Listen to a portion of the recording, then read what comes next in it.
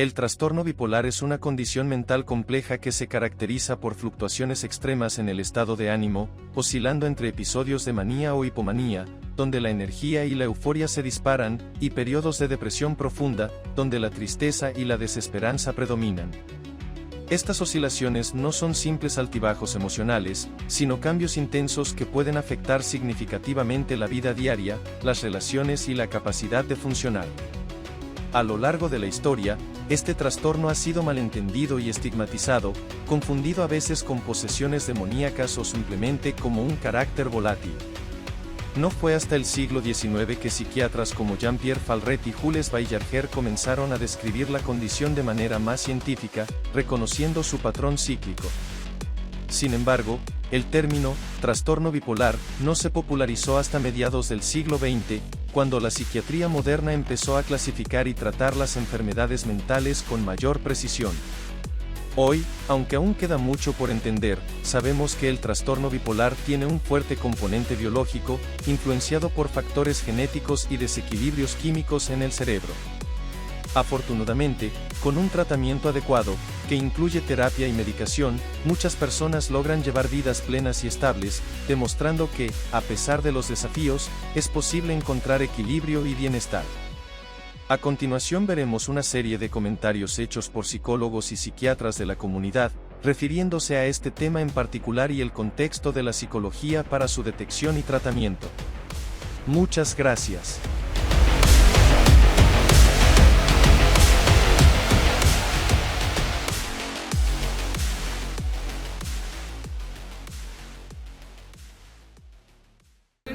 Para iniciar, siempre mucho gusto. Nosotras somos de la Universidad UCEN, de la carrera de Psicología, y siempre con la finalidad de hacer esta entrevista para enriquecer nuestros conocimientos a base de su experiencia también trabajando. El trastorno, más que todo el que se va a hablar acá, es el trastorno bipolar, ¿verdad?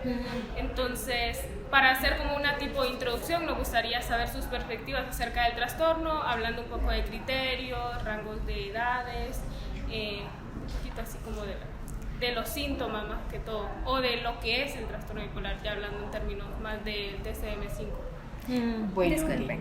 Únicamente antes de que puedan empezar, si nos pueden comentar acerca de sus áreas, más que todo, acerca de ustedes, algo que nos puedan decir.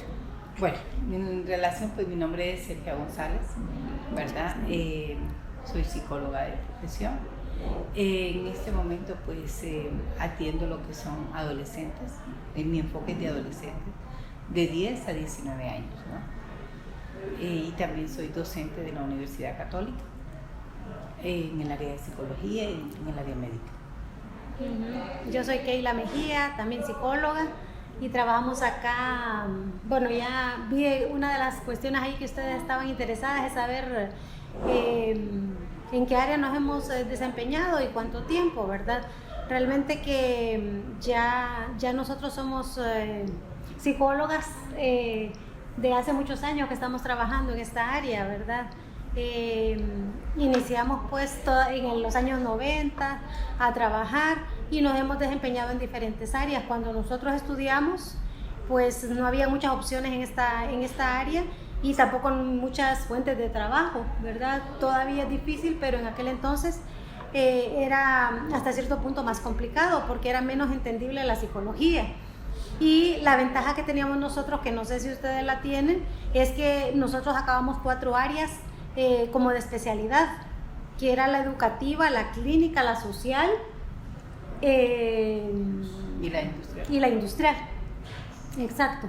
Entonces, y uno como que tenía cierta orientación, ¿verdad? Les tocó este tema porque en el caso mío, mi orientación siempre fue la social. Yo he sido más del área social y inicialmente muchos de mis años lo trabajé en el área social. En el área social fue donde yo me desempeñé muchos años y luego ya entré a la parte técnico-administrativa y también clínica. Uh-huh. Bueno, entonces para empezar les vamos a hacer algunas preguntas, ¿verdad? Como qué casos de ustedes de bipolaridad en su experiencia han tenido y qué síntomas del trastorno. Bueno, en lo particular, bueno, yo como trabajo en sí con adolescentes, ¿verdad? Como ustedes saben, los criterios diagnóstico, en este caso pues de una depresión maníaca, se presenta en las edades de 20 a 30 años. Aunque en algunos casos también se es visualizada, pero no es rara, es raro, ¿verdad?, poderla visualizar en un adolescente. Pero generalmente, ¿verdad?, es presentada de los 20 a los 30 años. Sí he tratado casos, ¿verdad?, con depresión maníaca, en el cual pues generalmente este tipo de patologías son tratadas de forma que en conjunto, ¿no?, con el psiquiatra, ¿verdad?, de forma en interconsulta, ya sea él con psicofármacos y nosotros con procesos terapéuticos, ¿verdad?, al lado de lo que son los medicamentos, en el cual pues hemos visto realmente sí muchos avances en nuestros pacientes, ¿verdad? En su experiencia, ¿qué señales más evidentes tienen en un trastorno bipolar? Los cambios de humor de forma repentina, ¿no? Los cambios de humor de forma repentina, esos son, o sea, la euforia, pasar de la euforia, pasar a la fatalidad, de la fatalidad pasar a la agresividad, después a la pasividad, ¿verdad? Y de entrar hasta en periodos de hipomaníacos completamente, ¿verdad? Entonces, todo eso de una u otra forma, generalmente con este tipo de trastornos también existe lo que es un mito, que generalmente las personas no se dan cuenta. Porque normalizan este tipo de conductas. Y también las familias tienden a no entenderlo. Entonces ellos se sienten completamente incomprendidos. Entonces sí, realmente esos son los rasgos más frecuentes, ¿verdad? Aparte de eso, bueno, podemos tener extremos, ¿no?, que cuando ya entran, porque sabemos que de una depresión maníaca, ¿verdad?, pueden entrar a una depresión grave, y ya estamos entrando en una depresión grave y ya estamos hablando de imposibilidad de que esta persona sea completamente funcional, y puede desencadenar en todo caso, ¿verdad?, ya episodios psicóticos. Cuando hablamos de episodios psicóticos ya estamos hablando de alucinaciones, estamos hablando de delirio, ¿verdad? O incluso en ese tipo de casos también suele pasar lo de riesgo al suicidio, ¿verdad? Es correcto. Porque las personas se encuentran orilladas. Así es. Sí, algo que estaba pensando, pero ya la LIC lo estaba hablando, es que en el caso de nosotros tenemos la gran ventaja, casi de Honduras, somos de los pocos equipos que estamos integrados con el psiquiatra. Eso nos facilita mucho porque normalmente hacemos la interconsulta con él y están siendo tratados por él, por la parte farmacológica, y nos aseguramos, digamos, en muchos casos que sí están siendo atendidos de esa parte, porque ellos a veces, el paciente a veces nos puede mentir, ¿verdad?, a su conveniencia, o porque en nuestro país todavía existe mucha dificultad para que las personas entren a tratamiento farmacológico, ¿verdad?, porque hay muchos mitos todavía con relación a todos los medicamentos. La cultura nuestra por lo general es así, que decimos, no se me va a pasar, me voy a tomar un tecito, me voy a tomar algo natural, voy a empezar en el caso de nosotros, ¿verdad?, con todos los relajantes, o que esta hierba es buena para calmar los nervios. Tecito de tilo, y porque tenemos todavía esos mitos que, a diferencia de otros países desarrollados, Estados Unidos, en Europa, la gente se acopla muy bien y se adapta pues al medicamento, ¿verdad? Tiene buena adaptación al medicamento y lo acepta. Entonces, en esa parte, y en estos tipos de trastornos es bien común, por la misma situación del trastorno, ¿verdad?, que la gente no se da cuenta y que muchas veces se confunde también. Incluso hay muchos profesionales que no de la psiquiatría, sino que de la medicina, que todavía no son capaces de dar un diagnóstico realmente correcto o hacer un diagnóstico diferencial entre solo depresión o solo una situación maníaca, ¿verdad? Un diagnóstico, un trastorno únicamente maníaco. Recuerdo yo que hace unos años, como unos 10 años más o menos, se había caído bastante por decirlo así, no sé si la palabra cabe, pero como vulgarización del diagnóstico bipolar. Si ustedes recuerdan que estaba como en las redes sociales y la gente se tiraba que vos sos bipolar, ¿verdad? Tal vez ustedes estaban en la adolescencia cuando eso, como un estigma que había, y era como que todo el mundo lo podía diagnosticar, porque usted ya tenía una persona, ya no estaba mucho lo tóxico que ahora se usa, que también se ha vulgarizado bien la palabra, bien trillado y mal usado, ¿verdad? Lo de tóxico también, y por eso ahora uno como profesional de la salud mental está tratando de la gente de que evite estar diciendo eso de tóxico, y lo vimos en su momento, como les digo, como hace 10 años, que se había vulgarizado lo de bipolar, o sea, todo el mundo era bipolar. ¿Por qué? Porque hay bastante dificultad, creo yo, en poder diagnosticar este trastorno. Y no lo puede hacer cualquier persona. Normalmente nosotros dependemos del psiquiatra, o sea, no nos atrevemos ni siquiera con la experiencia que tenemos de a inicio dar un diagnóstico, ¿verdad? Lo podemos dar cuando ya hemos visto al paciente varias sesiones, y podemos ya catalogarlo y hemos visto su conducta, su comportamiento, y ya decimos sí, como que encaja en este trastorno. Y no es que son momentos como lo ponen en las redes sociales de bipolar, ¿verdad?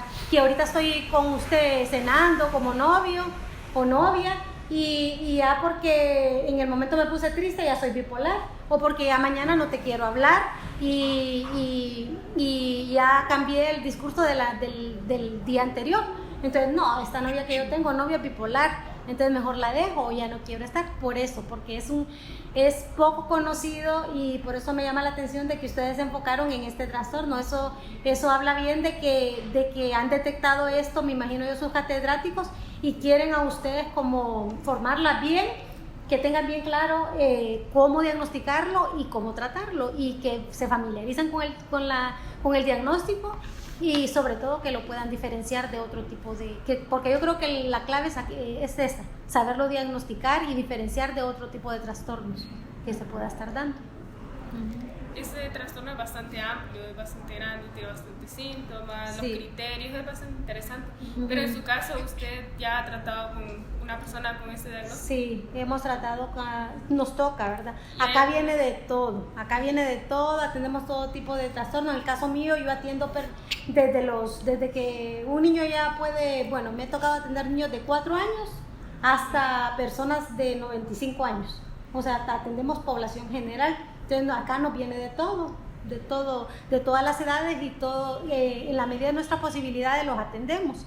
Y claro que en la práctica, ¿verdad?, en la experiencia, nos ha tocado que tratar, pero normalmente los que yo he tratado ya es cuando me viene el diagnóstico, ¿verdad? Ya es para trabajar básicamente psicoeducación con ellos, o en la terapia cognitivo-conductual, ¿verdad?, que trabajamos con ellos ya, pero normalmente ya con un diagnóstico. ¿Y cómo identifica usted un trastorno, el maníaco con el hipermaníaco? Bueno, creo que ahí depende un poco en el caso de nosotros vemos bastante el estilo de vida de la persona que está llevando, o sea, qué tanto la persona puede sobrellevar su vida diaria con esta afección, ¿verdad? Hay casos que la persona deja de ser ya consciente de lo que está haciendo y de llevar una vida normal, a lo que llamamos normal, ¿verdad? Llevar una vida normal, sino que ya la persona se encierra demasiado, o ya está atentando contra su vida. Entonces, ahí más que todo es cuando nosotros hacemos la diferencia, ¿verdad? Del que sí puede llevar ambos, puede llevar la fase maníaca y depresiva, pero la lleva dentro de sus actividades diarias, no deja de hacer lo que está haciendo, no deja su trabajo, sus estudios, sus relaciones, es funcional. Pero ya cuando la persona ya es disfuncional y se aleja y se atenta contra su vida, contra otros, o deja su relación social con los demás, ¿verdad? Es otra característica que también nosotros tomamos muy en cuenta. Ya son signos de alarma, ¿verdad? Poquitos que a nosotros se nos encienden, un poquito rojos, que ya decimos, no, vamos a volverlo a enviar con el psiquiatra. De repente va a tener que aumentar la dosis de medicamento.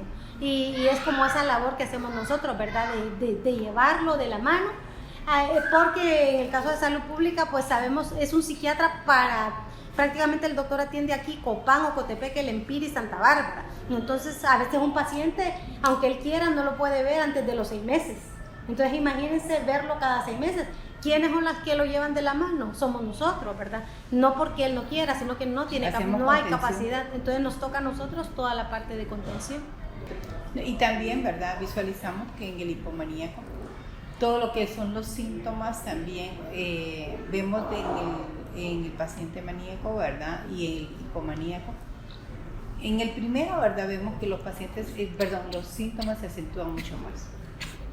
Ya en el hipomaníaco los síntomas en todo caso permanecen, ¿verdad? Pero sí, como la palabra lo dice, ¿verdad?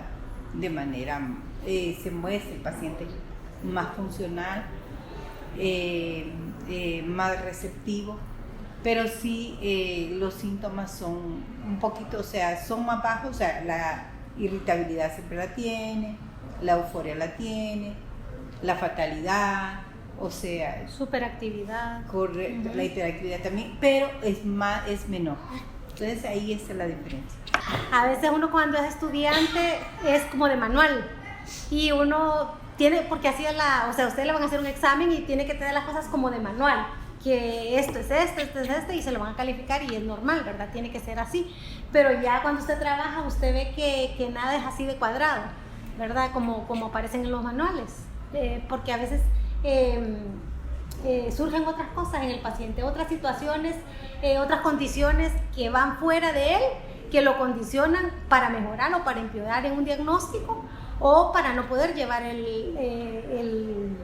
para no poderlo llevar, o sea, desde que la persona, por ejemplo, pueda perder su trabajo, o la persona por esta situación tiene un duelo por la pérdida de una novia, pierde un hogar, ¿verdad? O hay problemas serios en el hogar, aparte de su diagnóstico. Está tratando con un problema de pareja, un problema con los hijos, con los vecinos. Entonces es bien difícil ver las cosas así tan cuadradas cuando ya uno está atendiendo. Como psicólogo nos toca, aunque uno tiene como una norma y un procedimiento a seguir o una terapia que va a seguir, hay otros factores que van fuera del diagnóstico que también en las diferentes citas nos toca que tratarlos. Y hay citas sesiones que uno no iba a eso, tenía otra cuestión que trabajar con el paciente, pero está pasando en esa situación por su mismo diagnóstico. Como les digo, pierde su trabajo o está teniendo otro tipo de problemas con la familia que también hay que abordar.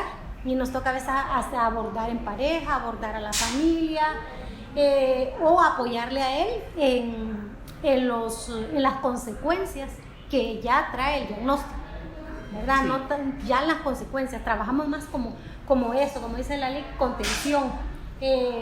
Las consecuencias que puede haber podríamos decir que en el camino de una persona con un trastorno tal como la bipolaridad puede desarrollarse otros más que no estaban contemplados antes. Uh-huh. Es correcto. Es ahí donde empieza lo desafiante del trastorno. Es correcto. Uh-huh. Sí, podemos, ¿verdad? A veces en algunos casos, si bien es cierto, encontrar lo que es la bipolaridad, que es un F31 sí. En el CI-10, ¿verdad? Sí. Pero podemos encontrar otro tipo hasta 2 diagnósticos más uh-huh. En esta misma persona. Entonces es bastante interesante, ¿verdad? Cómo se van desencadenando si no se tratan de forma adecuada.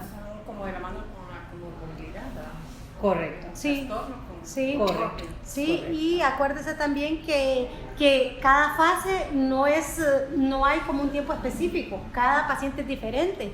Y nosotros como psicólogas a veces, imagínense que la fase maníaca esté durando meses y a nosotros el paciente lo atendemos 3 meses y póngale que en esos 3 meses no vimos otra fase porque él estaba solo en la fase maníaca.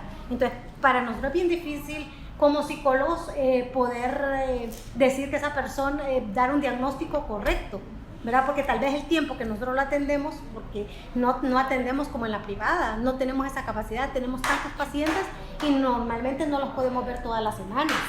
¿Qué sería lo ideal? Que sería lo ideal y que independientemente de la crisis que esté pasando, si no le toca la cita, no lo vimos.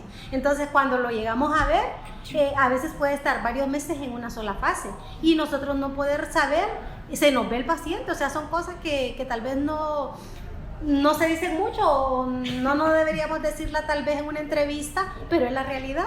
O sea, a veces nosotros estamos viendo al paciente en solo una fase y ahí termina el tiempo que lo podemos atender, porque vamos de vacaciones, porque ya no tenemos cupo, porque ya desarrollamos cierto número de sesiones que tenemos estipuladas y que aunque el paciente esté enganchado con nosotros, tenemos que soltarlo y dejarlo ir. Y no somos capaces a veces de tener un diagnóstico claro, porque o solo estuvo en la fase depresiva en los meses que nosotros lo atendimos, ¿verdad? Porque esto es algo bien importante en este diagnóstico, que no es que hoy estoy así, mañana estoy así, a veces son semanas y hasta meses que usted dura en eso, y por eso ahora también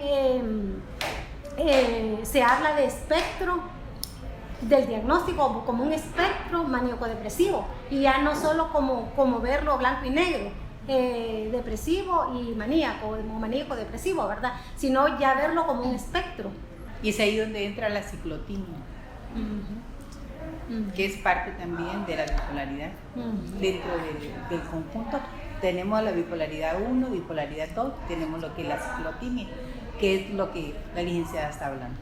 Y según la experiencia de ustedes, ¿verdad? ¿Qué tan común ha sido ver en los pacientes con este trastorno bipolar cuando presentan otros trastornos al mismo tiempo, como puede ser la ansiedad o el consumo de sustancias? Claro, indiscutiblemente, es muy común. Recuerde de que una persona eufórica, que es parte de la manía, ¿verdad? Una persona eufórica es una persona que no tiene límites, una persona que desborda en cuanto a lo que es a satisfacer esos niveles de placer. Más un impulso. Correcto, o sea, hay mucha compulsión y mucha, ¿verdad? Entonces, y si esta persona está bastante expuesta o tiene bastante debilidad por lo que el consumo de bebidas alcohólicas, o sea, es lo primero que va a optar. Entonces sí es muy común. Ahí entra lo que decía, ¿verdad? De factores externos que a veces está fuera del paciente, y es interesante saber ese tipo, bueno, la forma de cómo trabajan ustedes, porque sí, a veces puede ser complicado llegar a un diagnóstico más preciso como ustedes quisieran, pero hay tantos factores, e incluso al ver este trastorno que suele ser tan amplio y que es bastante interesante. Y ese factor también del consumo de sustancias. Sí, porque vemos también que los niveles de afrontamiento, ¿verdad?, que cada persona tiene son muy diferentes. Y eso va de acuerdo a los recursos yoicos que tenga o a los mecanismos de defensa que esa persona presente. Entonces, también, ¿verdad?, lo que es el nivel de resiliencia. Entonces, es ahí donde entra lo que es el psiquiatra, ¿verdad?, y nos ayuda con los medicamentos de control de estado de ánimo, que eso es lo que generalmente este tipo de pacientes, ¿verdad?, necesitan. Y algo importante cuando ustedes hablan de ansiedad es que cuando el paciente está en la fase maníaca, o sea, como él lo tiene todo como exaltado, por así decirlo, todo lo tiene alterado, todo lo hace, o sea, tiene una superactividad, más que hiperactividad, o sea, es como full en todo, o sea, está en extrema actividad para hacer todo, o sea, por decir algo, y excesivas conductas fuera de lo normal, o sea, por decirle, si puede usar una tarjeta de crédito, o sea, la topa, ¿verdad? Desbordante, o sea, si come en exceso, si duerme en exceso, si no hay límites. Entonces, normalmente en esa etapa él no va a estar no está consciente y no genera ansiedad, porque él está, o sea, en algún satisfaciendo, o sea, en ese momento él está disfrutando, por así decirlo, ¿verdad? Disfrutando esa etapa, o sea, la disfruta, la vive. No está como preocupado por nada. Es normal para él y lo está disfrutando. Él está viviendo su vida así, haciendo todos esos excesos, y es parte, por eso es la normalidad, ¿verdad? Porque él cree estar en lo correcto, en lo que está haciendo. Él está disfrutando, está en el buen sentido, o sea, no disfrutando en el sentido que es algo bueno, pero él lo está viviendo así. Entonces, más cuando entre en la otra etapa, tal vez tiene un poquito más ya, cuando pase esa etapa, ya empieza a reflexionar. Y dentro de esa reflexión, que ve todo en lo que se ha metido, ¿verdad?, en los líos que se ha metido, en los problemas que se ha metido, en las dificultades que está enfrentando, ahí es que él ya reacciona, que puede venir la ansiedad.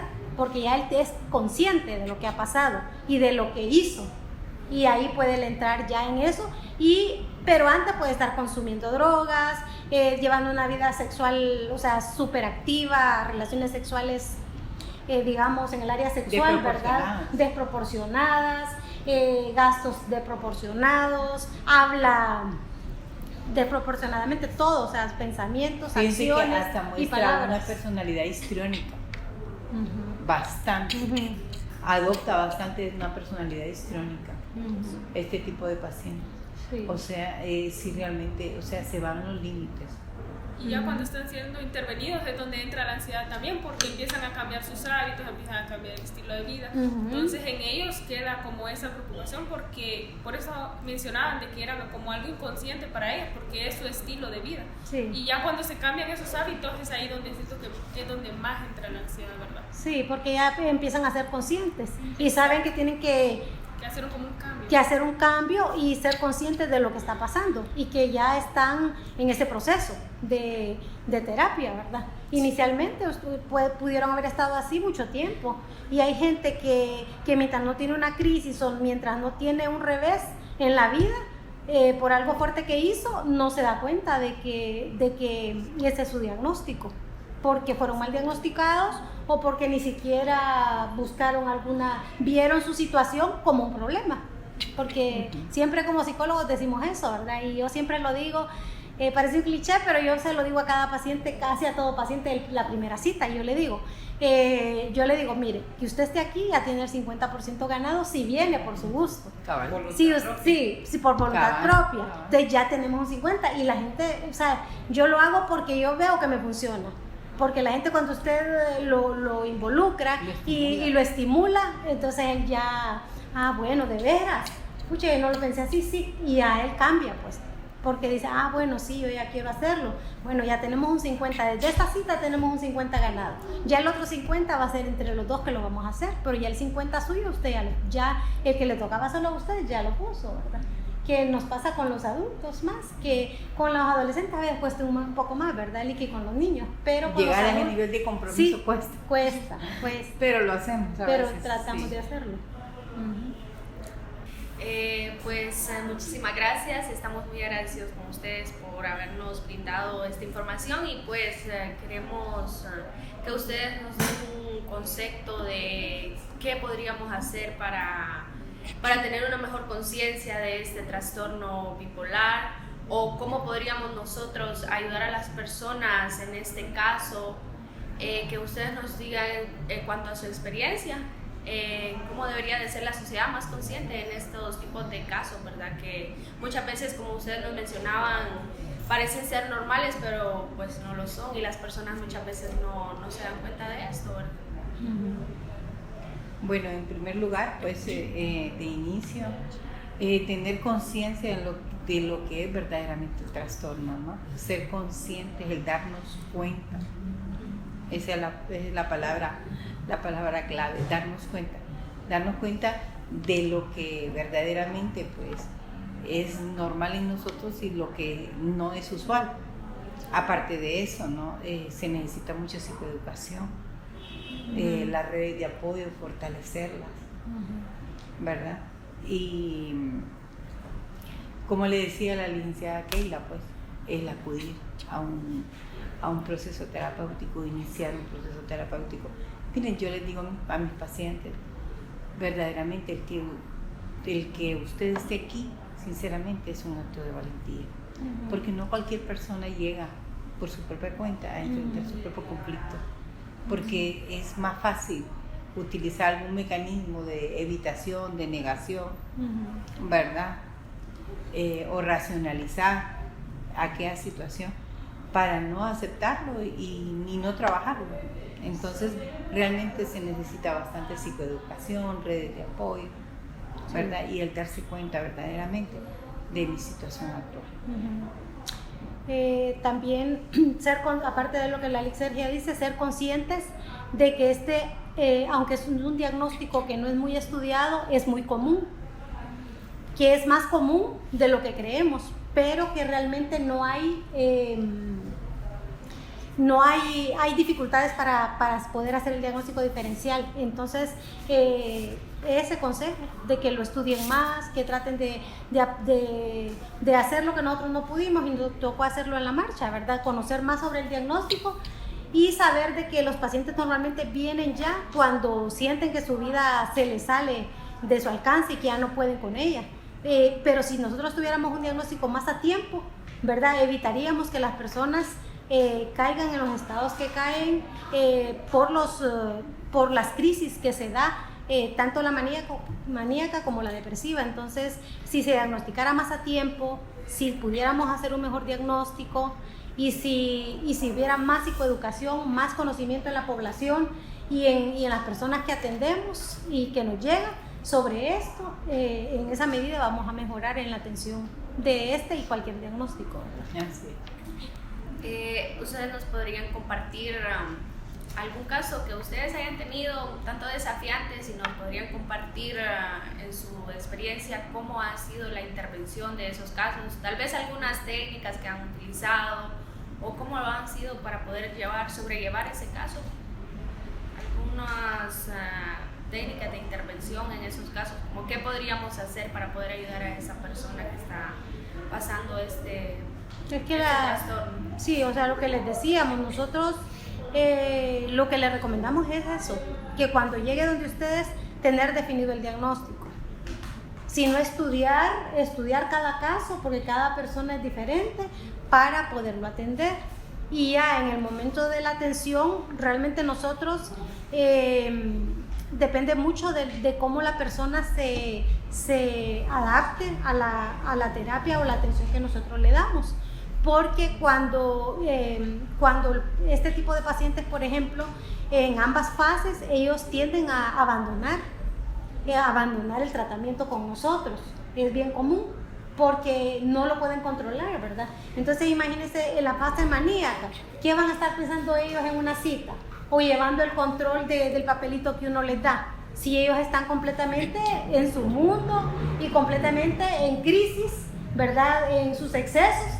Y sí, yo recomiendo eso, como que nosotros no dejarle todo al paciente, sino que ser consciente de que este diagnóstico ocupa mucho que nosotros le llevemos muy de cerca. No es que los demás no, pero es como, o sea, es como que a usted le venga alguien con un intento suicida, ¿verdad? Y usted le dé la cita como para dentro de un mes. Imaginen, entonces igual pasa con ellos, como estar bien, nosotros como psicólogos tratamos de estar muy de cerca de ellos, estarles acompañando en todo momento y entender que por el tipo de diagnóstico a veces tenemos que dar una milla extra con ellos de ver cómo lo localizamos, cómo lo llamamos, por qué faltó a la cita, por qué dejó el tratamiento, por qué hay que empezar de cero, y tener bastante tolerancia a la frustración como profesionales porque se ocupen este tipo de diagnósticos, porque es muy habitual que lo abandonen y que no vayan siguiendo con los requerimientos que uno va llevando, y uno decir, no, si yo es bien fácil como decir, no, yo ya con él no puedo. Entonces sí se quiere como bastante tolerancia y compromiso del profesional para no dejarlo, ¿verdad?, en ninguna de estas fases. Mencionó que este trastorno es mucho más común de lo que se aparenta, ¿verdad? Entonces, poniéndonos en el contexto de sociedad, ¿verdad?, ¿cómo cree usted que las personas pueden tener un mejor entendimiento de cómo es ese trastorno? Bueno, para empezar, creo yo lo que decíamos, ¿verdad? Que ellos conozcan que una sola fase, que solo porque la persona cambie el cambio de humor no lo va a categorizar en un diagnóstico maníaco-depresivo. Entonces creo que tiene que saber diferenciar, porque a veces la gente cree que los cambios de humor son esas dos fases, y el trastorno maníaco-depresivo no es eso, solo el cambio de humor, ¿verdad? Es como la persona va,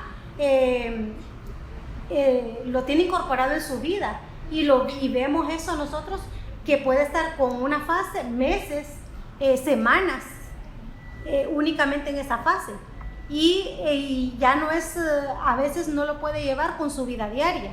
Pero no es que porque yo ya estoy enojada y mañana estoy triste, ya me voy a estar con ese diagnóstico. O a veces también solo la persona realmente solo es una persona que está con una depresión, ¿verdad? pero no necesariamente es una persona maníaco-depresiva. Entonces creo que como saber llevar conocer bien cuáles son las fases y estudiar cada caso en forma particular y conocer bien uno al paciente en toda su integralidad, ¿verdad? No solamente como en el área clínica, sino que ver todo su desenvolvimiento psicosocial que podemos llevar. Eso básicamente es lo que tratamos de hacer nosotros. Y cometemos muchos errores, ¿verdad? Como todos, cometemos muchos errores, a veces nos equivocamos con el diagnóstico y a veces no podemos llevar ese proceso de un diagnóstico como este que requiere una atención tal vez más prolongada de la que le podemos dar. Es bien difícil para nosotros como solo enfocarnos en un diagnóstico porque es un mar de cosas que vemos acá. Entonces eso yo les diría, como que hubiera más especialidad en esto, ¿verdad? Ojalá ya a futuro los psicólogos se especialicen más en ciertos diagnósticos que en otros, porque actualmente nos toca de todo. Bueno, muchas gracias. Bueno, gracias. Bueno, interesante saber cómo vaya con su experiencia. Estamos a la orden. Bueno, muchas gracias. Gracias. Gracias, estamos a la orden.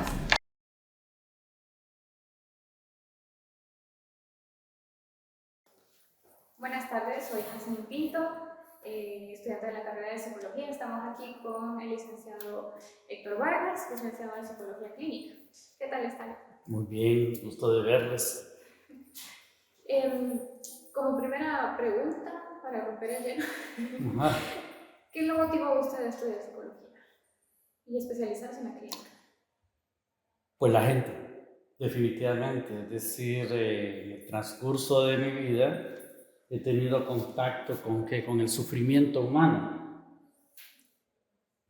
Aparte del sufrimiento personal, obviamente que todos lo hemos tenido, todos, absolutamente todos. Eso aunado a mi tipo de personalidad, desde el enneagrama, pues soy un tipo 2. Entonces me orilló, lo encontré y de hecho me encanta. El tipo es ayudador, ¿verdad? El tipo 2 sí es un ayudador llenando vacíos. Esos vacíos se llenan ayudando al otro. Entonces hemos encontrado ese bálsamo, ese barniz de perdón. Sí. Bueno, imagino que su experiencia también ha tenido casos de bipolaridad. Curiosamente, de los menos casos que he tenido de bipolaridad, generalmente por A o B, es de trastorno de estrés postraumático. Diría yo que en un 80%. No puedo darles una estadística real, pero aproximada, sí. Y curiosa, la pregunta no me he puesto a pensar en ello hasta ahorita. Sí, la gran mayoría es trastorno de estrés postraumático. La gran mayoría de ahí, pues, elaboraciones de duelo. No trabajo con niños, así que he tenido muy pocos pacientes niños, muy pocos, no es mi área. Y esos pocos que he tenido fue como para probarme.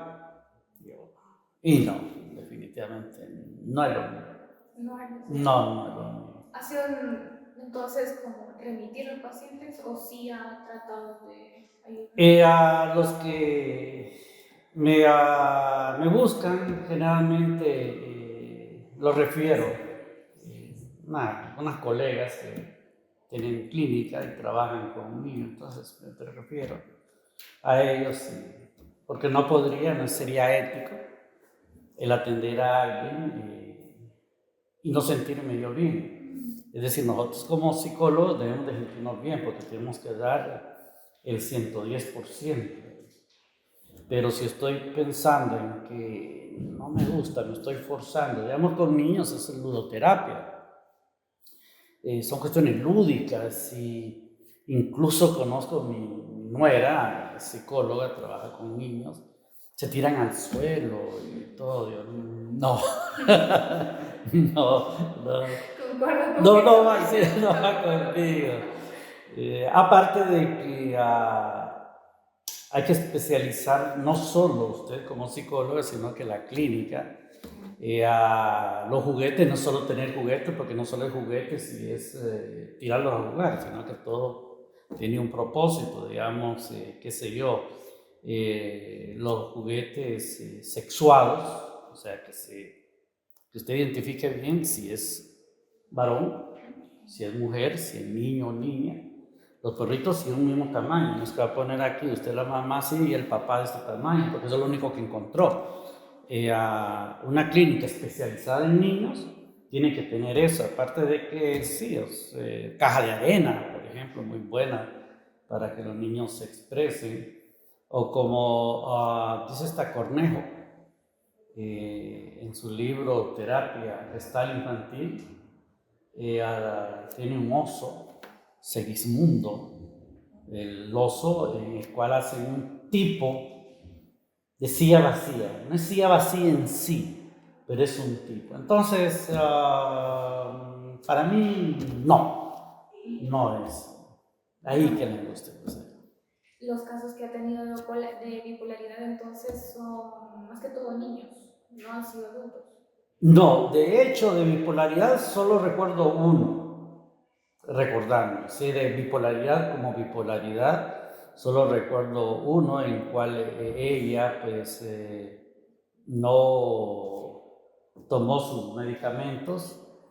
La fase maníaca fue tal que cualquiera la podía confundir con una esquizofrenia. Lo encontramos en la calle y recuerdo que decía ella, yo soy ayudadora, y se paraba la gente, que hay un consejo. O había un coro cantando, voy a enseñarles a cantar. Es la parte maníaca, la que todo lo puede. Entonces se atiende cuando vuelve a tomar sus medicamentos, porque en ese estado no se puede atender, esa es cuestión psiquiátrica. Entonces al final, sí, el esposo habló conmigo, estuvo yendo varios tiempos a sesión, más que todo encaminado al hecho de aceptar una condición, porque ella dejaba de tomar sus medicamentos y decía, no, yo me siento bien, no necesito medicamentos. Entonces dejaba de ingerirlos y obviamente había una recaída, y cada vez las recaídas fueron varias. Entonces el acompañamiento fue en ese sentido, más que todo de una aceptación de su condición, no traer negación. Pero el diagnóstico ya estaba. O sea, cuando el esposo habló conmigo, el diagnóstico ya estaba, no tuve que diagnosticar absolutamente nada. De hecho, había un informe psiquiátrico con todos los medicamentos, los cuales no recuerdo los medicamentos que tomaba. Este tipo de bipolaridad era más maníaca, recordando, cosa que usted ya muy bien lo sabe, 3 tipos de bipolaridad. Vaya la bipolaridad A1, que es maníaco muy alto, o la 2 es muy bajo, es decir, los estados depresivos son largos y de repente el maníaco sube, maníaco sube, largo, maníaco sube. El maníaco es aquí arriba, de repente baja, aquí arriba, de repente baja. Y el ciclotímico es... En el caso de ella, la fase maníaca duraba mucho. ¿Perdón? Mire, la última vez, o sea, porque medicaba, obviamente, mantenía cierto control. Cuando dejó de tomar, los medicamentos, eso le duró alrededor de 20 días. En ese estado, el esposo ya no hallaba qué hacer, porque él tenía que trabajar, entonces tengo que cuidarla porque se va a la calle. Solicitó permiso en el trabajo ella, le solicitaron permiso para evitar que fuera a suceder algo en el trabajo. Como le digo, yo hablaba con alguien, mire, con facilidad, solo por observación, se puede confundir con una esquizofrenia, con facilidad el hecho de que habla la gente, pero no, era una bipolaridad, como le digo, ya estaba diagnosticada y en este caso sí, fueron alrededor de 20 días. La medicina, cuando empezó a tomarla, no es que de la noche a la mañana, también llevó un proceso para volverse a equilibrar, hacer aquello manejable. ¿Esto fue hace cuánto? Dios mío, hará unos 8 años más o menos. Y desde entonces ya el medicamento no. Y en este caso, licenciado, usted dice que es bastante fácil confundirlo con esquizofrenia, ¿verdad? Sí. ¿Cuáles son las formas o señales o patrones que usted identifica como para poder diferenciarlo de la esquizofrenia, una bipolaridad o tal vez de una depresión mayor? El hecho vaya, hablemos, es que el ciclotímico es un poquito más obvio, hablemos del caso de ella, el maníaco, pero no hablar de otra persona, no lo atendí, a esta otra persona nunca lo atendí, pero sí hablábamos muy seguido, muy poco para tomar su medicamento. En este caso, recuerdo que cuando salíamos, Dios mío, era como salir con un motor eléctrico 220. Seguir el ritmo de esta persona no era fácil. Increíble, increíble. No paraba de hablar, no paraba de accionar, no se cansaba. Y de repente, bueno, ¿y fulanito? ¿Qué se hizo fulanito?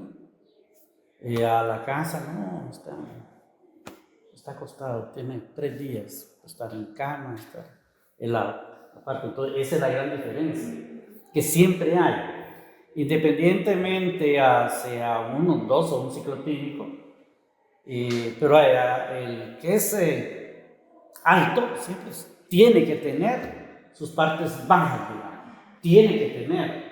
Si no, no sería una bipolaridad. Eso es lo obvio. Si no la tiene, entonces podemos estar hablando de otras cuestiones. Y la decía por sus delirios, recordando que en la esquizofrenia son 2 criterios de diagnóstico que tienen que estar presentes. Por A o B, pues no es esquizofrenia, que son los delirios y son las alucinaciones. Es el A y B, tienen que estar presentes. Entonces los delirios obviamente se pueden confundir, porque en el caso de ella no eran alucinaciones, los delirios, que yo soy acá, que yo soy allá, hablo de que yo soy allá y se iba, interrumpía, donde don Jorge Besuayas, mire, tengo un negocio del siglo, tiene un préstamo de $500,000 de lempiras, y yo lo voy a multiplicar de inicio, y con que no, yo no tengo que responder, pero es un negocio, o sea, cuestiones así, ideas irracionales. Otra vez hablarle al esposo, sacarla, entonces fue complicado. Entonces, por decir, los delirios, porque, bueno, usted sabe, algo que usted como psicólogo no utiliza, la palabra loco, dice, está loca. Entonces, algunos neófitos en esto del diagnóstico podemos confundirlo con una esquizofrenia, realmente solo determinando los niveles de delirios. Yo sé que yo soy allá. Pero no hay alucinaciones. Y tiene las bajas. En el caso de ella, era mucho tiempo su energía. Lo que se creía de lo mejor del mundo, que yo puedo, que iba aquí, que iba allá. Y de repente, como que fuese una depresión mayor, que de hecho es una depresión. O sea, el estado maníaco y el estado depresivo. Es una depresión. Curiosamente descansaba el esposo. Ay, pues está esto. Pero duraba poco. Póngale usted un día, tal vez 2 días. Y después volvía. Y la pastilla, nada, el medicamento, nada.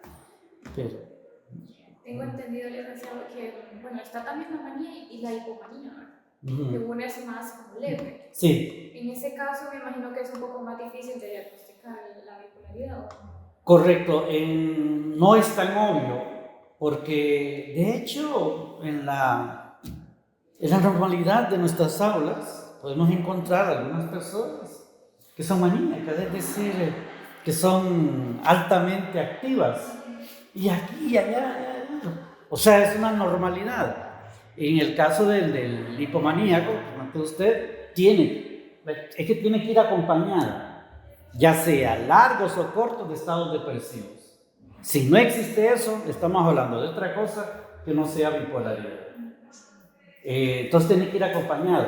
Pero sí tiene razón, en el día creo que es usted que también se nos complica un poquito más el diagnosticarlo porque no es tan obvio. En las aulas hay, usted conoce, me imagino, algunas de sus compañeras que son 220. Desde que entra, compañero, hola, ¿cómo están? Y saludos, todo. Ay, que estamos en oración, no, qué sé yo.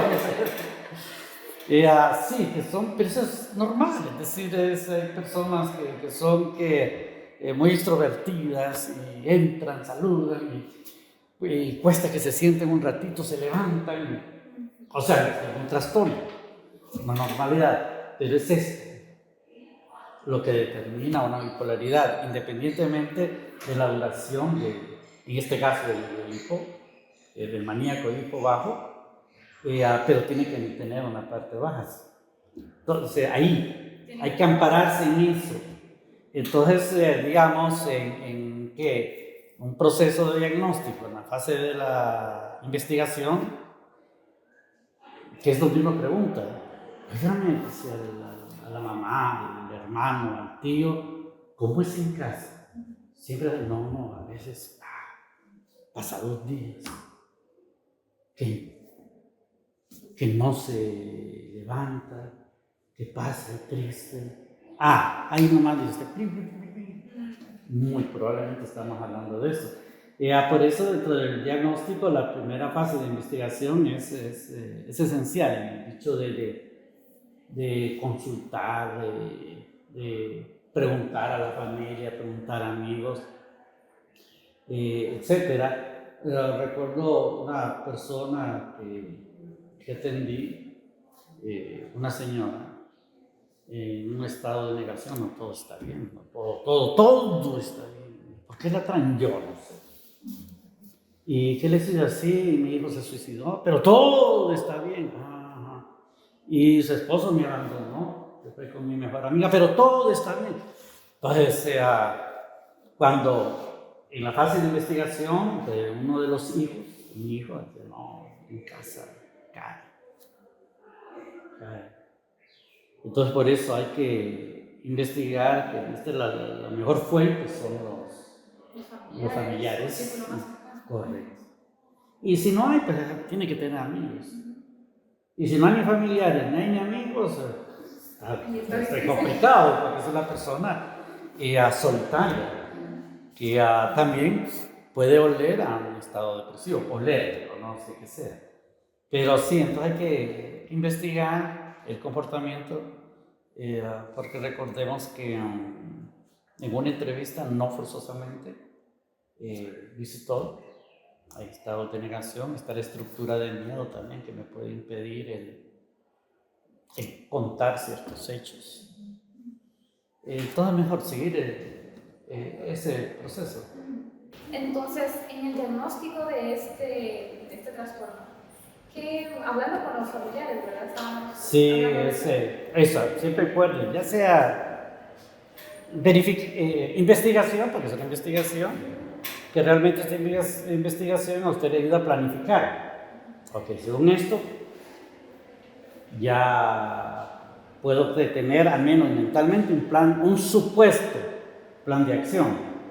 Porque no es lo mismo que venga alguien y yo no sepa absolutamente nada. A que venga alguien y como concertan una cita, usted o le pregunta a él o tal, ¿y dónde vive usted? Tal, ¿y cómo es él? ¿En qué lugar se enamoró? No, es decir, todo esto. Y a familiares, como se pide el número de teléfono, entonces pudiera hablar con alguien, buscar la forma. Obviamente, si no se puede, pues no se puede. Pero hablando de un tratamiento ideal, máximo en estos casos, de bipolaridad, la fase de investigación, planificación, diría, básica para tener que adelantado un supuesto plan, al menos adelantado, porque el plan surge hasta tener a la persona enfrente y desde la meta. Y en cuanto a los familiares, ellos a veces usted ha notado si tienen alguna, como suelen omitir señales que para usted pueda ser clave para el diagnóstico. Esto, mire, sí, definitivamente sí.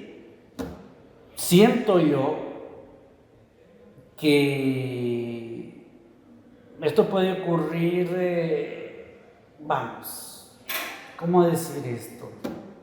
Vaya, usted tiene que hacerse un nombre, definitivamente. Si yo la busco, Jazmín, es porque confío en usted plenamente, ya sé de usted, ya sé que su accionar, y no solo profesional, curiosamente, muchas personas, nosotros como psicólogos también se fijan en nuestra vida personal. ¿Qué te pasa ahí en la disco y solo borracho? No, eso no le llevemos, y ahí voy a llevar mi hijo yo, ni lo que era Dios. Vale, igual, les digo que algunos dicen, pero eso es injusto, claro, pero es una realidad, al menos en esto de las clínicas. Entonces, para que los familiares sientan que la confianza de poder decirle absolutamente todo, es porque confían en usted. Pero, porque hay situaciones así, voy a una clínica, hablo con el encargado y me asignan un X profesional. Entro yo, ay mamita, y usted me va a atender. Si usted puede ser mi hija. Y los familiares ahí. Bueno, depende de la situación, a veces con los familiares y los familiares. Le digo esto porque sucedió, porque le sucedió. Y ella me llamó llorando, y todo, está bien, eso es lo que me dijeron, dice que oye, por ese hipoto. Ténganlo, o sea, es parte de. Entonces, para que la familia también tenga la apertura con usted, el rapport se trabaja no solo con el consultante, sino que también con la familia. Y el rapport, pues todos sabemos cómo se trabaja, desde el ambiente al lenguaje no verbal, el lenguaje verbal, las expresiones faciales. Cuando hablo del lenguaje no verbal, hasta la forma de sentarse, porque no es lo mismo que lo esté tendiendo así, que lo esté tendiendo así. Entonces, todo eso, el generar esa confianza, tenemos que exudar nosotros eso como psicólogos, de que confíen en nosotros. Y en cuanto a una depresión, tengo entendido que también tienen como esas subidas de energía, hay algún tipo de depresión así, ¿verdad? Entonces, ¿cómo lo diferenciaríamos una bipolaridad? Yo sé que se le olvida el español, no a los extranjeros. Pues, digamos, en una distimia, o lo que se le puede decir depresión sonriente, yo de una u otra forma trato de enmascarar mi depresión. No estamos hablando de depresión mayor, porque eso es un poquito más complicado. Pero en una distimia, yo voy a una fiesta, me sonrío, estoy aquí con usted y bromeamos. Tal vez no es como un estado maníaco, pero sí, es decir, bromeo, comparto, bailo si es que bailan, canto si es que cantan, y de repente, oye, miren, fulanito se suicidó por el estado depresivo. Sí. Entonces algunos le han llamado, que no es criterio clínico, ni el depresión sonriente. criterio, digo.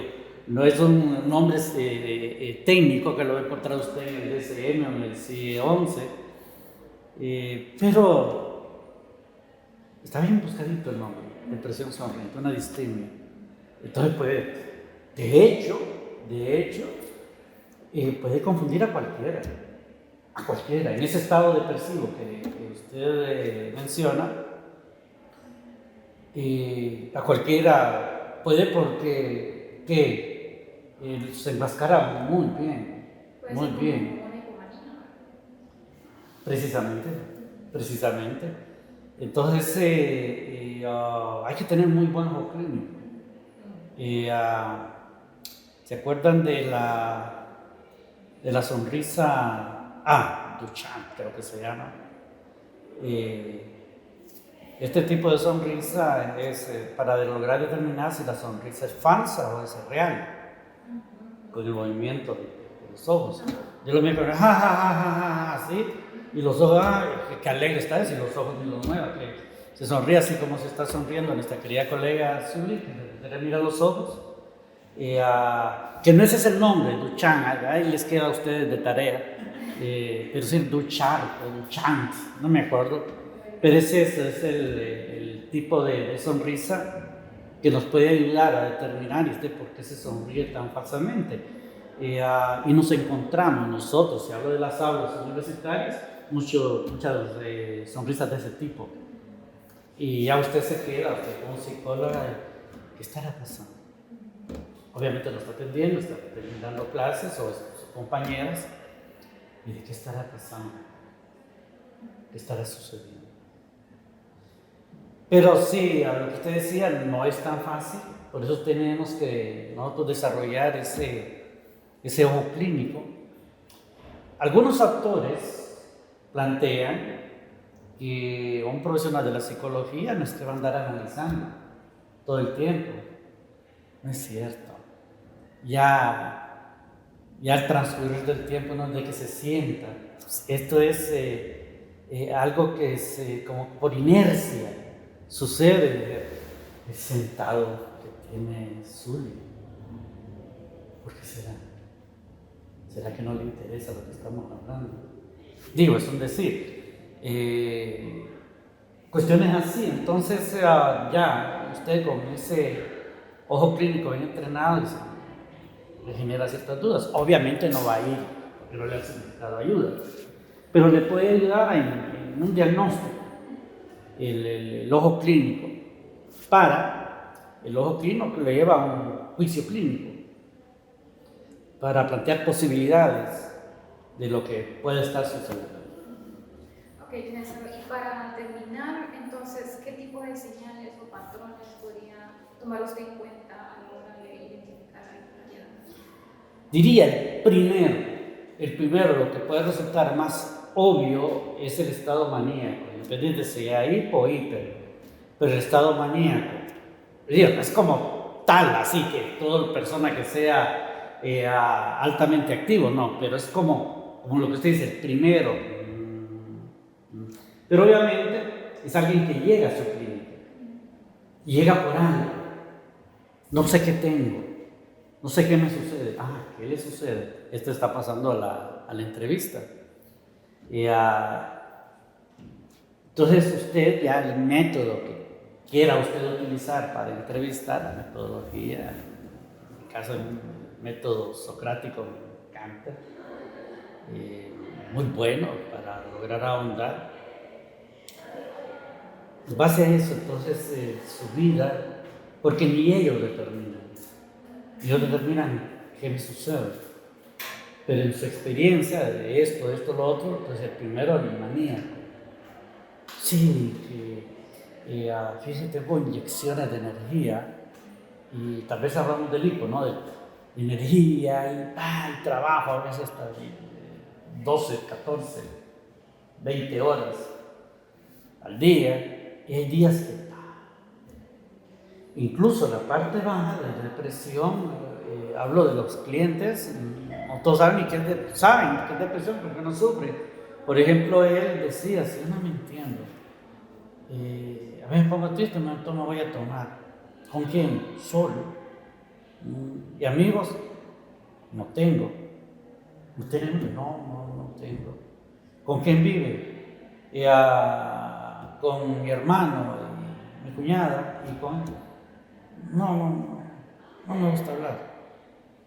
Entonces, huele, cuando se le dice, y la parte de energía en el trabajo.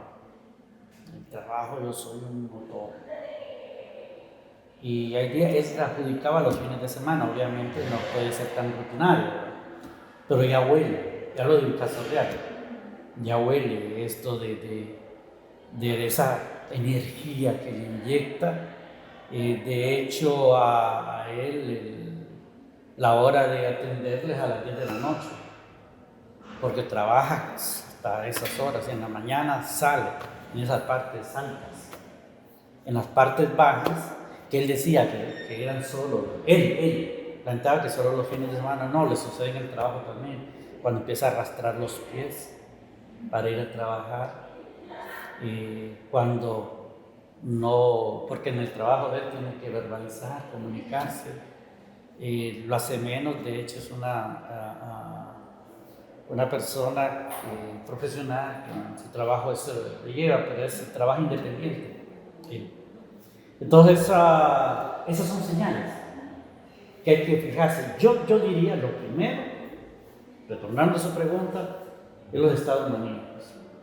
De ahí nos dejamos ir al estado depresivo. Entonces, cuando usted en entrevista comience a ver, tal vez que fue ciclotímico, o tal vez así alto, bajo, entonces estamos hablando de una bipolaridad. Bueno, entonces muchísimas gracias, licenciado, por su tiempo. Ha sido bastante bonita la entrevista. Realmente me quedé con más preguntas todavía, pero por cuestiones de tiempo que nos hacemos el video ya tenemos que parar. Gracias, Liz.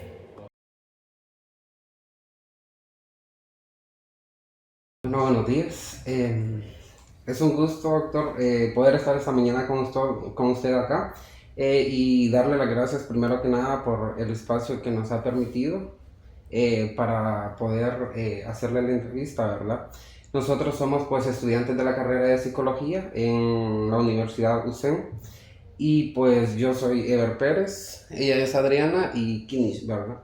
Entonces nos gustaría que nos hablara un poco referente a su experiencia como psiquiatra. ¿Qué lo motivó a usted a estudiar esta carrera? Y si ha tenido un caso en particular, como por así decirlo, bipolaridad, que nos hable referente cómo ha sido su experiencia tratando ese caso. Sí, muy buenos días y gracias por la entrevista.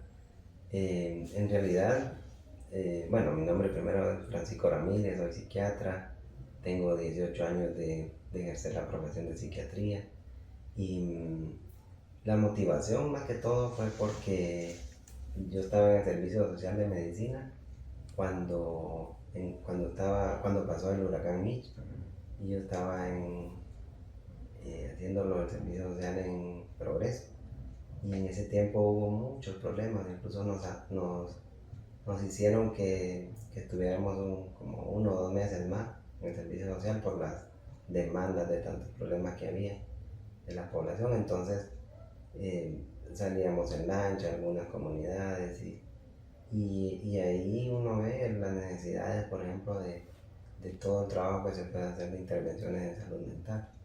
Yo pienso que eso fue como algo que impactó mucho y me motivó para entrar en esta carrera.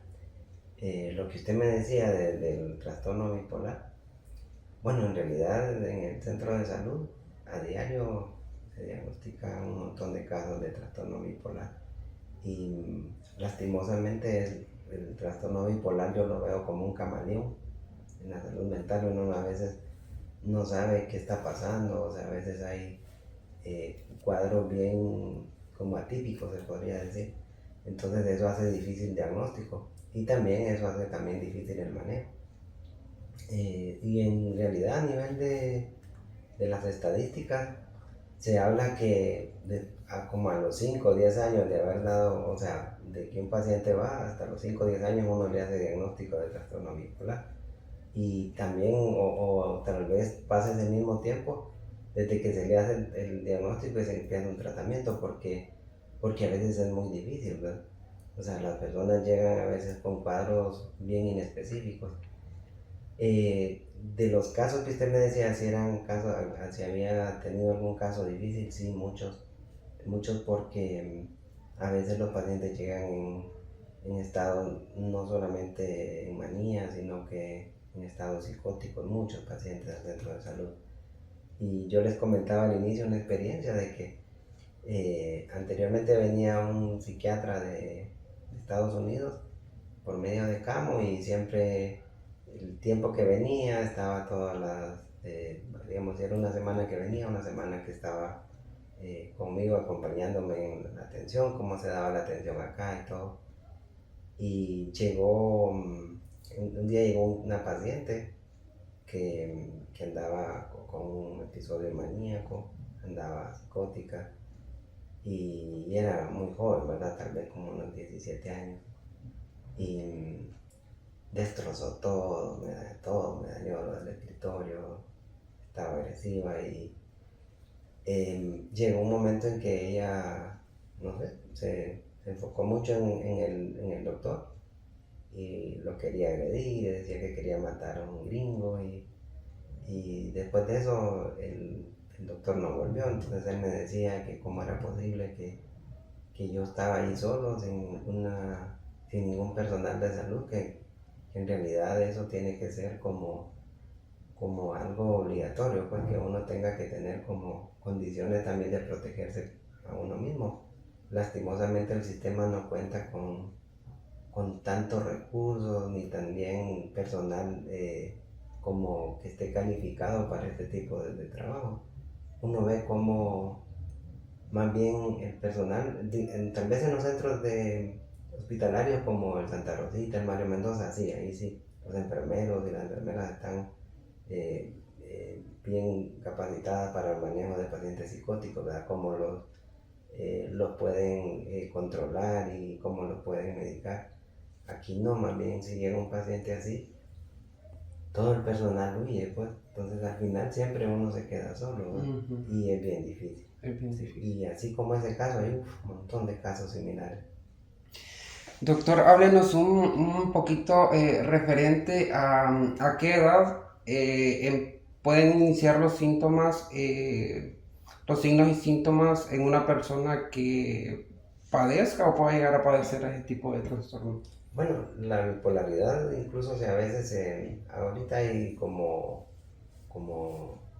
alguna, no controversia, sino que han entrado como las dificultades en la niñez, por ejemplo, entre diagnosticar trastorno bipolar temprano. Lo que pasa es que se confunde mucho con déficit de atención, pero en realidad la media, digamos, de presentación de estos casos es a los 21 años, puede andar en la adolescencia tardía y la adultez temprana, digamos, de los 18, 22. Ese es el promedio más o menos de edad en que se presentan estos casos. Muy bien. Y los signos, síntomas que ellos manifiestan y que uno pueda decir, tiene rasgos como de que padezca este tipo de trastorno. Sí, lo que pasa es que como el trastorno bipolar hay dos tipos, ¿verdad? El tipo 1 que tiene cuadros de manía y cuadros depresivos, cuadros mixtos, y el bipolar 2 que tiene más que todo los cuadros depresivos y las hipomanías.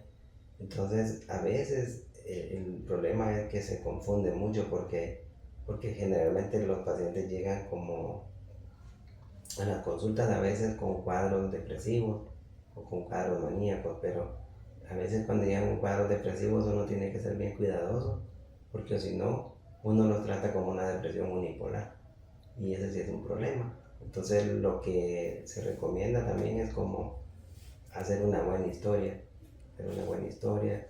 A veces es importante en nuestra área, siempre ustedes ven que siempre necesitamos como información extra, digamos, de la familia, no solamente del paciente.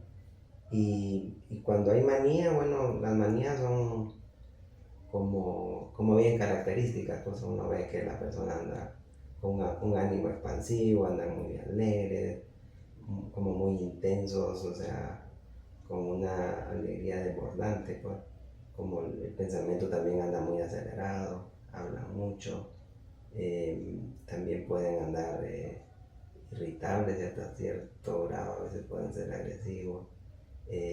También cuando andan así tienen unas ideas de grandeza, creen que el mundo les pertenece, ¿no? Que tienen de todo, entonces como una montaña rusa, pues, ¿no? Como que el ánimo se va subiendo hasta que llega a la cima, ¿verdad? El problema es que después viene un bajón. Entonces, mucha gente que está en esas crisis así como de manías o hipomanías, generalmente la gente no se siente mal, más bien la familia siente que bien, que está activo, que está productivo, que está haciendo un montón de cosas. Y incluso a los pacientes eso les encanta estar así.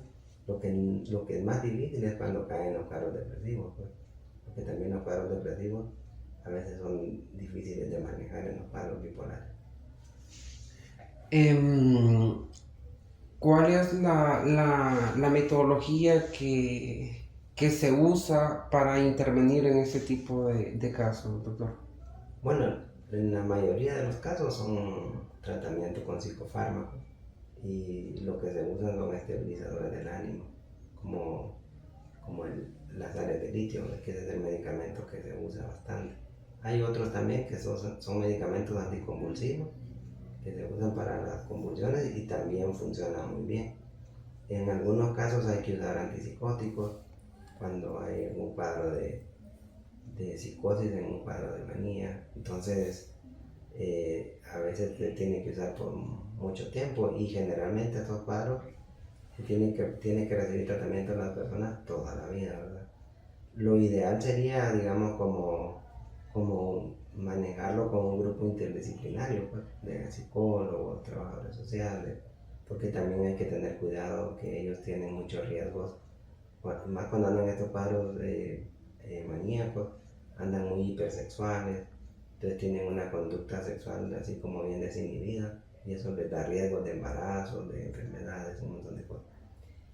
Otra de las cosas también es que ellos por la misma impulsividad que tienen mucho riesgo de consumo de sustancias, entonces esa comorbilidad hace que las cosas sean más difíciles.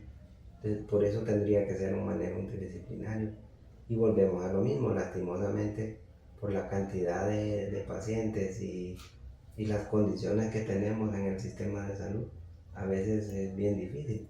Tal vez en el Vicente Fernández, en el centro de salud, ahí tenemos un poquito más de ventaja porque hay 4 psicólogas, una trabajadora social, estoy yo, entonces sí se puede trabajar, no sé, como en equipo, pues, referimos a los pacientes y eso nos ayuda mucho. En su experiencia, doctor,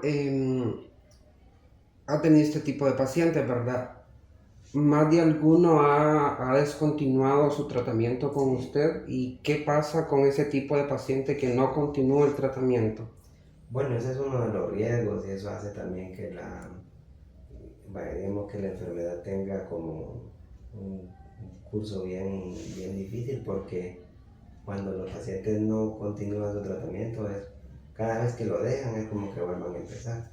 Y tal vez un paciente, cuando ya se siente controlado, que todo está bien, que su estado de ánimo está bien y que está funcional, trabaja bien y todo, funciona bien en su casa, en su familia, en todo a nivel social, generalmente ya se sienten como que están curados, pues, y a veces eso hace que ellos como que tengan como un gran riesgo, digamos, de dejar el tratamiento.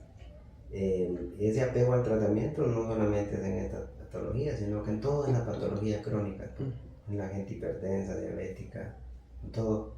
Y lo que nosotros vemos es que cuando estos pacientes dejan los tratamientos, o sea, como que la enfermedad se vuelve más resistente, más difícil de manejar. Entonces por eso les decía yo que ahí es donde tiene que haber un equipo, porque lo más importante es la psicoeducación, enseñarle al paciente, trabajar con la familia, con las parejas, con los hijos, porque generalmente son enfermedades bien complicadas, pues, No es como cuando alguien tiene una herida, se la suturan y ya se cicatrizó y se resolvió. Esto no, como tiene mucho que ver con la conducta, entonces ellos no solamente se pueden afectar a sí mismos, sino que afectar a mucha gente, a la familia, a las parejas, a la gente con la que trabajan. Y lastimosamente también en el sistema, en nuestro sistema, en nuestra sociedad, a esta gente la condenan mucho. Por ejemplo, si anda irritable, si anda muy contento o cosas así, generalmente la gente lo malinterpreta, pues. Y otra cosa también es que ahora, yo no sé si ustedes se han fijado, pero como que está de moda decir que cualquier persona, este es bipolar, solo porque a veces anda alegre y triste. No, la bipolaridad no es eso, pues. La bipolaridad es algo más. Y eso también, lastimosamente, no hay un sistema para educar a la población también, porque eso sería lo más importante, pues, que las personas en general estén educadas, no solamente el paciente. Entonces eso hace que la gente, no sé, como que tenga un mejor nivel de conciencia de su enfermedad, la familia también un nivel de conciencia de que tienen que estar pendientes, que se tomen los medicamentos, que no tome alcohol, que no consuma otras sustancias, que no se desvele, o sea, que lleve una vida bastante ordenada. Si eso pasa, la gente puede estar muy bien. Muy bien.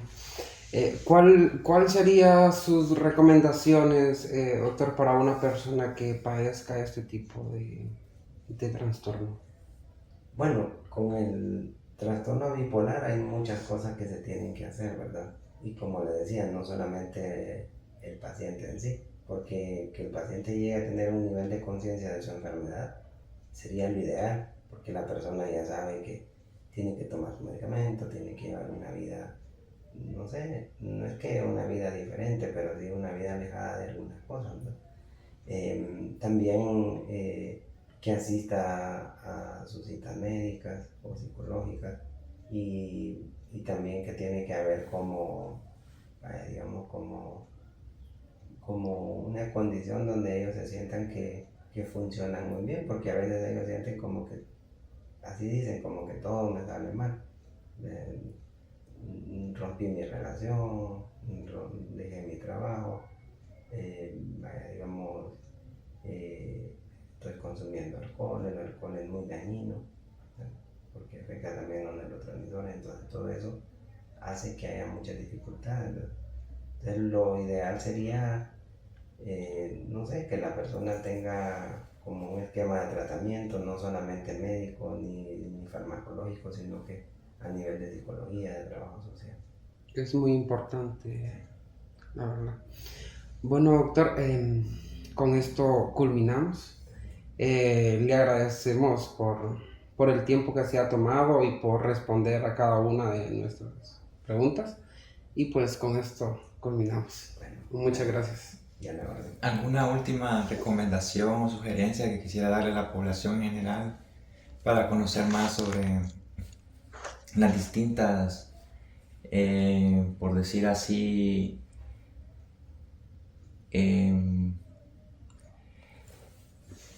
áreas en las que usted podría ayudar a la población, ya sea en educación o el servicio social, en el centro de salud, para que ellos atiendan, se sientan como parte de la sociedad y a la vez siendo tratados con sus distintos trastornos o enfermedad?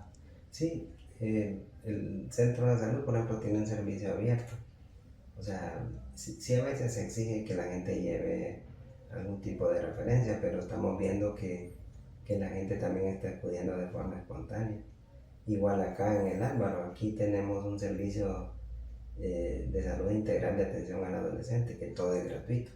Se da atención en odontología, en medicina general, en psicología y psiquiatría, y todo es gratis, incluso no solamente para los estudiantes del Álvaro, sino que para estudiantes de fuera del Álvaro, tanto de colegios públicos y privados.